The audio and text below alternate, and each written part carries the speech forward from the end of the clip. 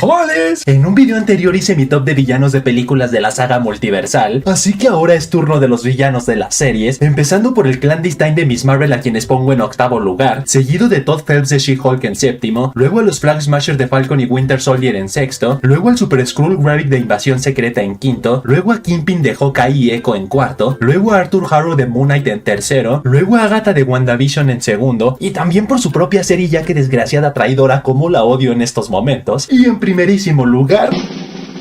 el que permanece de Loki. Así que ustedes pongan en los comentarios cuál es su top. Reencarnación, baby.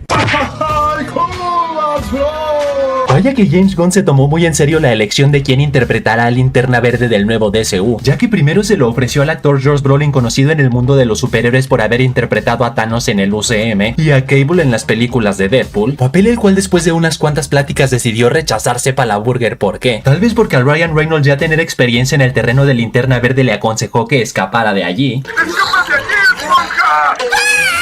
Luego abrió una contienda entre varios actores veteranos como Chris Pine de 44 años, Timothy Olyphant de 56 años, Ewan McGregor de 53 y Matthew McConaughey de 54, pero llegó a la conclusión de que lo mejor para el personaje sería introducir a dos linternas verde de golpe, uno para ser su mentor y el otro para ser su aprendiz cual Star Wars, que en el caso del mentor será Hal Jordan, o sea el primer humano en formar parte del cuerpo de linternas verdes en los cómics y fundador de la Liga de la Justicia de América, mientras que en cuanto al aprendiz será Jon Stewart, o sea el cuarto humano en ser un linterna verde, quien gracias a su entrenamiento militar es todo un tryhard con el francotirador, así que la búsqueda de actor pasó a ser una búsqueda doble, uno veterano para Hal Jordan y uno joven para Jon Stewart. En cuanto al inútil de Hal Jordan, no hubo duda de que la mejor opción era Kyle Chandler de 59 años, animal el cual ha aparecido en proyectos como Godzilla King of Monsters, El Lobo de Wall Street y Super 8, mientras que en cuanto al linterna verde de Jon Stewart llegaron a la final los actores Aaron Pierre de 30 años y Stephen James Tambor de 30 años, que después de unos cuantos castings por aquí y unos cuantos castings por allá, Aaron Pierre terminó ganando el papel, boludo el cual ha aparecido en proyectos como Mufasa, La Sirenita y Rebel Raids, quien después de la serie ya confirmada de Green Lantern pasará a ser el linterna verde principal del nuevo DCU, y más pronto de lo que creemos se unirá a la Liga de la Justicia de James Gunn. Ya estamos todos de pie,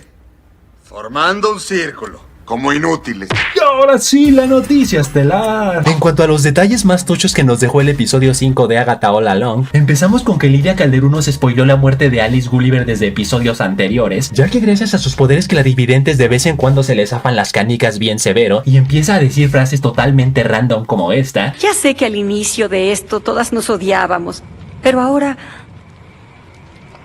Lilia, ¿a dónde te fuiste de viaje? Que en el caso de la muerte de Alice de la nada gritó: no lo hagas, Alice, no la salves porque vas a morir. Por lo que ya una vez visto este episodio sabemos que esa frase se refería a que no intente salvar a Agatha de las garras de su mamá Evanora, ya que esta desgraciada la iba a traicionar hasta dejarla más seca que una pasa, por lo que habrá que poner más atención a los diálogos random de Lilia, ya que son visiones del futuro. ¡Vienen del futuro, eh! Luego, en cuanto a por qué Río Vidal odia a los fantasmas, si relacionamos que Funko spoileó que la belleza es la mismísima muerte, con la revelación de que Río está deseosa de apoderarse del cadáver de cada bruja de este aquelarre, con el diálogo de Lilia diciendo que los fantasmas son almas que siguen conectadas al mundo de los vivos debido a que aún tienen pendientes o apegos emocionales, pues entonces el odio de Río a los fantasmas podría ser debido a que representan un obstáculo para apoderarse de lleno del cadáver de sus víctimas. No por nada, cuando Billy, Jennifer y Lilia fueron a reclamarle a Agatha el asesinato de Alice, misteriosamente la única que se quedó dentro de la cabaña fue Río, misma cabaña en la cual aún seguía el cadáver de Alice, por lo que seguramente hizo alguna que otra travesura con ella. ¡Rápido! ¡Antes de que se enfríe! Luego, en cuanto al hecho de que Nicholas Scratch se manifestó a través de la Wicca, confirma definitivamente que el cerdo sí está bien muerto, y como en episodios anteriores Jennifer insinuó que podría ser un agente de Mephisto, seguramente se comunicó desde el mismísimo infierno. Y ojo, sé que muchos podrán decir que esto a su vez confirma que el adolescente no es Nicholas, y que hasta la propia Agatha llegó a esa conclusión, ya que ahora cree firmemente que es el hijo de Wanda, Billy Máximo.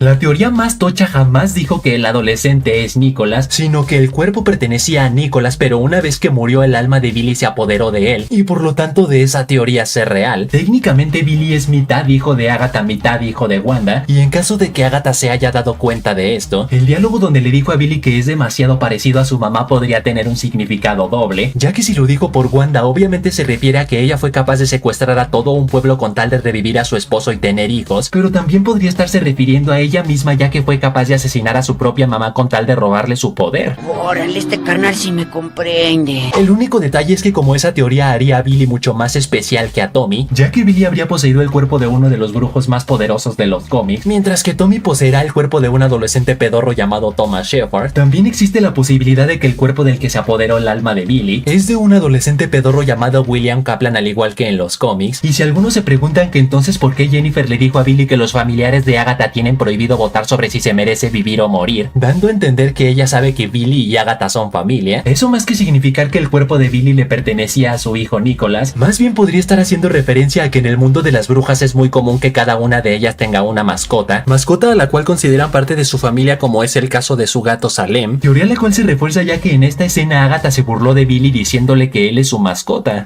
Ven, mascota. Pero tranquilos, en caso de que el cuerpo del adolescente no tenga nada que ver con Nicholas Scratch, no tiene por qué decepcionar a nadie, ya que eso abre otras teorías igual de interesantes. Y digo esto porque en los cómics los 7 de Salem son hijos de Nicholas Scratch, a quien estuvo con diferentes mujeres, y como aún no han especificado en qué año nació Nicholas, y por lo tanto no sabemos qué edad tenía cuando Agatha asesinó al aquelarre de su mamá en 1693, existe la posibilidad de que Nicholas le puso duro contra el muro con 7 de estas minitas, y de cada una de ellas nació un miembro de estas 7 de Salem, por lo que sería un giro interesante que se revele que todas ellas son nietas de Agatha. ¡Nos descubrió! Luego, en cuanto a cómo Billy logró controlar las mentes de Jennifer y Lilia, esto no tiene nada de descabellado, ya que en los cómics Wiccan también posee manipulación mental, la cual en el UCM pudo haber heredado de su mami candente, ya que ella múltiples veces ha manipulado mentes, como fue el caso de los Avengers en Era de Ultron, o cuando manipuló a los agentes de SWORD para que se volvieran en contra de su propio director Tyler Hayward en WandaVision, e incluso fue capaz de romper el control mental que Ultron aplicó en la doctora Helen Shaw a través de la gema de la mente, por lo que de una vez les aviso que en los cómics Wiccan es considerablemente más poderoso que la bruja escarlata, y también todo un cerebrito, ya que inteligentemente no atacó a Agatha, ya que sabe que esta le puede robar su magia, por ello recurrió a manipular las mentes de Jennifer y Lilia para que ellas hicieran el trabajo sucio. Y por último, de Agatha all along, para algunos podrá parecer obvio que ni la traidora ni Jennifer ni Lilia están muertas, no se sabe si porque las arenas movedizas simplemente te transportan a otra ubicación del sendero, o si porque dentro del sendero la única forma de morir es durante una prueba, como fue el caso de Sharon y Alice, ya que mientras estén en el bosque tenebroso son inmortales, por así decirlo. Pero sea como sea, en trailers ya vimos a Agatha vivita y coleando toda sucia por las arenas movedizas enfrentando a Billy, por lo que esto se pondrá bueno. Esto se pondrá bueno, muy bueno. Así que hasta ahí, chavales, hasta ahí. Tú pon en los comentarios de quién crees que sea el cuerpo de Billy, si de Nicholas Scratch o de William Kaplan. Recuerden suscribirse al canal con campana, o si no, al Real Madrid le regalarán otros 1000 penales esta temporada. Y saludos para Gasper Seve, Adrián Jovic, Sergio Adolfo, Ellington Jiménez, CG Tires, Gianfranco Sayuca, Nicolás Aldana, que dice: Killer, gracias a ti sé lo que significa anarquía. La escuela no sirve, es para tontos. Y Sebastián JM, que dice: Killer, cuando quiera tu opinión sacaré la verga de Wolverine de tu boca. Oye, cuando quiera tu opinión, sacaré la verga de Wolverine de tu boca. Así que ya saben, manténganse fuertes, sueñen en grande, rapan a duro, y nos vemos a la próxima.